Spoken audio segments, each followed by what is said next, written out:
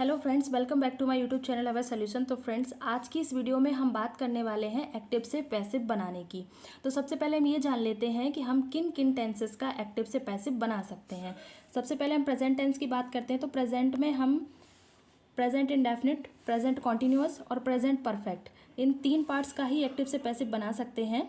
उसके बाद past tense में भी हम इसी तरह से इन्हीं तीनों पार्ट्स का एक्टिव से पैसिव बना सकते हैं। पास्ट इंडेफिनिट टेंस का, पास्ट कॉन्टिन्यूअस टेंस का और पास्ट परफेक्ट टेंस का। फ्यूचर में केवल दो ही सेंटेंसेस का एक्टिव से पैसिव बनता है, फ्यूचर इंडेफिनिट टेंस का और फ्यूचर परफेक्ट टेंस का।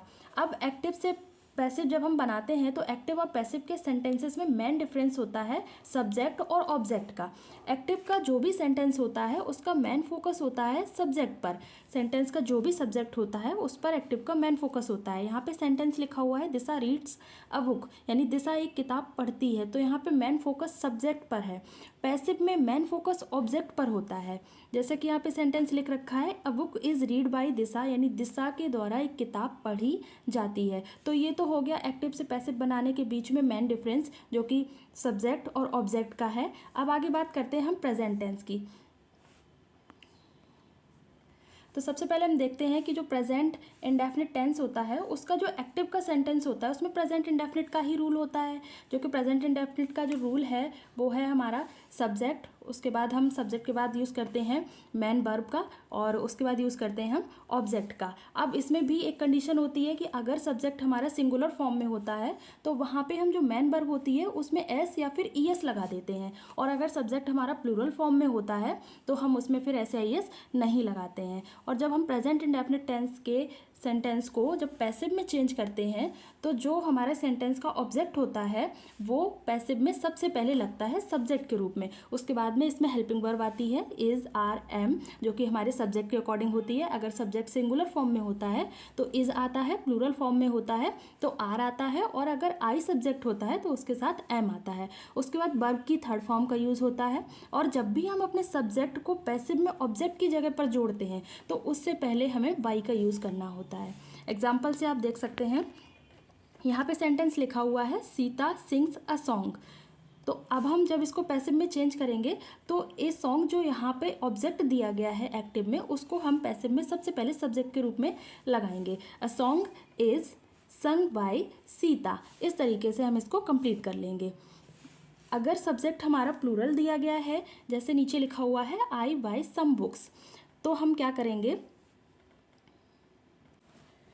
तो उस सेंटेंस में हम प्लूरल सब्जेक्ट के अकॉर्डिंग ही हेल्पिंग वर्ब को लगा देंगे। जैसे हमारा सेंटेंस लिखा हुआ है आई बाय सम बुक्स, मैं कुछ पुस्तकें खरीदता हूँ, तो जब हम इसका पैसिव बनाएंगे तो सम बुक्स हमारा सबसे पहले आ जाएगा, जो कि एक प्लूरल सब्जेक्ट होगा, और प्लूरल सब्जेक्ट के साथ हेल्पिंग वर्ब आर आ जाएगी। उसके बाद आगे जैसे हमने ऊपर बनाया उसी तरह से इसको भी बना लेंगे मेन वर्ब लगा के।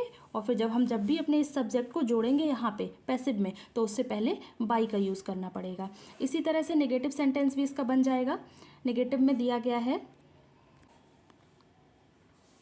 He does not read a book, तो जब हम इसका पैसिव बनाएंगे तो इसमें भी सेम प्रोसेस होगा। हेल्पिंग वर्ब के बाद यहाँ भी नॉट लग जाएगा, अ book is not read by him. Interrogative में भी सेम प्रोसेस होगा। अगर हेल्पिंग वर्ब पहले आएगी तो हमें पैसिव बनाते टाइम भी हेल्पिंग वर्ब को पहले ही रखना है, बट हमें सब्जेक्ट का ध्यान रखना है कि अगर सब्जेक्ट हमारा सिंगुलर फॉर्म में है तो हेल्पिंग वर्ब सिंगुलर ही आएगी, और अगर प्लूरल फॉर्म में है तो हेल्पिंग वर्ब प्लूरल ही आएगी। जैसे यहाँ पे सेंटेंस दे रखा है do I fly A kite, तो यहाँ पे हमारा जो ऑब्जेक्ट है वो ए काइट है, और जब ये ए काइट हमारा पैसिव में सब्जेक्ट के रूप में बनेगा जाके तो इसके अकॉर्डिंग हेल्पिंग वर्ब इज आ जाएगी। तो इस तरीके से प्रेजेंट इंडेफिनिट का ये कंप्लीट हो गया। उसके बाद बात करते हैं प्रेजेंट कॉन्टिन्यूअस की। तो प्रेजेंट कॉन्टिन्यूअस में भी सेम प्रोसेस रहेगा। इसमें भी एक्टिव का जो रूल है वो subject plus is, I, am, are, और वर्ब में I N G plus object होता है। और जब हम इसका पैसिव बनाएंगे तो इसमें भी हमें सब्जेक्ट को ऑब्जेक्ट बनाना है और ऑब्जेक्ट को सब्जेक्ट बनाना है। तो यहाँ पे जो भी ऑब्जेक्ट होगा वो सब्जेक्ट के रूप में सबसे पहले लग जाएगा। उसके बाद में is, are, am helping verb same रहेगी। बस हमें इसमें एक काम करना है कि वर्ब की थर्ड फॉर्म हमें लगानी है और साथ में ही हमें आईएनजी का भी यूज़ करना है। तो उसके लिए हमें एक वर्ड यूज़ करना पड़ेगा हेल्पिंग वर्ब के तुरंत बाद बी का, और इसी में हम लगा देंगे आईएनजी, यानी बीइंग वर्ड का यूज़ करना पड़ेगा। जैसे हमारा सेंटेंस यहाँ पे लिख रखा है Radha is singing a song, Radha एक गीत गा रही है, तो जब हम इसके ऑब्जेक्ट सब्जेक्ट को यहाँ पे सब्जेक्ट के रूप में यूज़ करेंगे तो ये सिंगुलर सब्जेक्ट है हमारा, इसके साथ भी हेल्पिंग वर्ब इज ही आ जाएगी। और इस आईएनजी को ऐड करने के लिए हमें इसके तुरंत बाद बीइंग वर्ड का यूज़ करना होगा और फिर सेम हमारा पीछे के जैसा ही रहेगा। वर्ब की थर्ड फॉर्म लग जाएगी सन, और सब्जेक्ट जब भी ऐड करेंगे तो उससे पहले हमें बाई लगाना होगा, बाई राधा। इस तरीके से बन जाएगा। नेगेटिव सेंटेंस भी इसका सेम इसी तरह से बन जाएगा। I am not reading a book. तो यहाँ पे हेल्पिंग वर्ब के बाद नॉट आ रहा है, तो जब हम इसका पैसिव बनाएंगे तब भी हम हेल्पिंग वर्ब के बाद ही नॉट रखेंगे और नॉट के बाद में बीइंग लगा देंगे और उसके बाद में वर्ब की थर्ड फॉर्म और बाई और ऑब्जेक्ट। इस तरीके से हमारा सेंटेंस बन जाएगा, a book is not being read by me. इसके बाद बात करते हैं प्रेजेंट परफेक्ट टेंस की। अब प्रेजेंट परफेक्ट का जो रूल होता है वो होता है, सबसे पहले इसमें लगता है सब्जेक्ट, उसके बाद में अगर हमारा सब्जेक्ट सिंगुलर है तो हैज़ हेल्पिंग वर्ब लगाते हैं, अगर प्लूरल है तो हैव हेल्पिंग वर्ब लगाते हैं। उसके बाद आती है वर्ब की थर्ड फॉर्म और फिर ऑब्जेक्ट। अब जब हम इसका पैसिव बनाएंगे तो सबसे पहले हमें ऑब्जेक्ट को लगाना होगा, उसके बाद में फिर हैज़ हैव, और हैज़ हैव के साथ यहाँ पे जुड़ जाता है बीन। उसके बाद है वर्ब की थर्ड फॉर्म, फिर बाय और फिर सब्जेक्ट। जैसे कि एग्जाम्पल में दे रखा है कि ऋषभ हैज़ बॉट बुक्स।